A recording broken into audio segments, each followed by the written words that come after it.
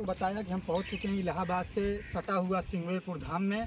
और यहाँ सरकार द्वारा बहुत ही महत्वाकांक्षी योजनाएं चल रही हैं। विकास यहाँ देखने को मिलेगा, लेकिन अभी फ़िलहाल बहुत दूर है विकास यहाँ से।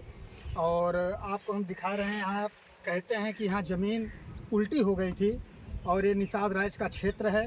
निषाद राज का यहाँ महल था जो खंडहर के रूप में है। यहाँ पुरातत्व विभाग ने भी बोला अपना एक सर्वेक्षण लगाया है। भारत सरकार भारतीय पुरातत्व सर्वेक्षण उत्खनन स्थल सिंगवेपुर धाम, उत्तर प्रदेश मंडल इलाहाबाद, ये इलाहाबाद के क्षेत्र में आता है दोस्तों।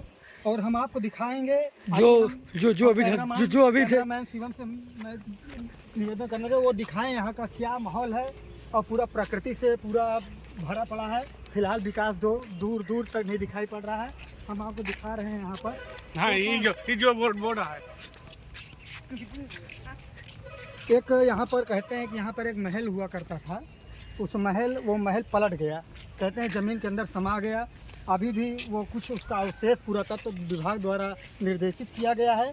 और हम आपको दिखाते चले, कुछ सीढ़ियाँ थी पहले के ज़माने में बनी हुई थी। यहाँ पर ये सीढ़ियाँ हैं। और भी मैं आपको बहुत कुछ दिखाऊंगा यहाँ पर आते। आइए, ये जो पत्थर दिखाई दे रहे हैं सब, ये बहुत पुराने हैं। कुछ अवशेष भी दिखाई पड़ेंगे, मैं आपको दिखाता हूँ। आइए। तो हमने बताया कि यहाँ पर पुरातत्व विभाग द्वारा निर्देशित किया गया है। ये सिंगवेपुर का एक शिलापट है। यहाँ पर बताया गया है कैसे क्या था। हम आपको कुछ मिनटों में एक व्याख्या बता रहे हैं।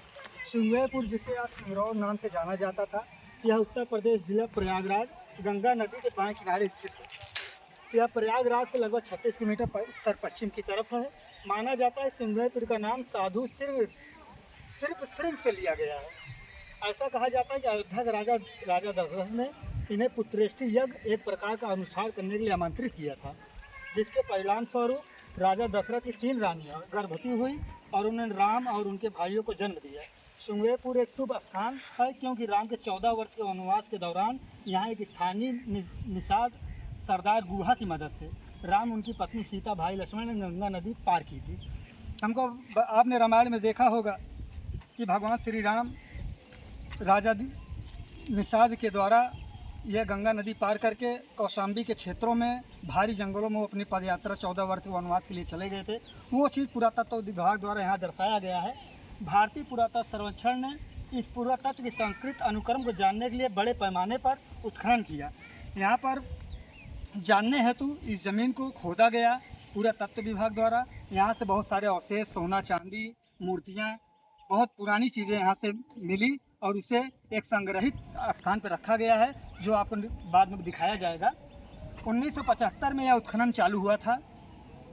यह उत्खनन श्री के.पी. सौंदराराजन और श्री के.एन. दीक्षित के निर्देशन, जो IPS अफसर थे, ये पुरातत्व के विभाग के बड़े अधिकारी थे, इनके द्वारा यह 1986 में जारी किया गया कि यहाँ पर क्या क्या मिला।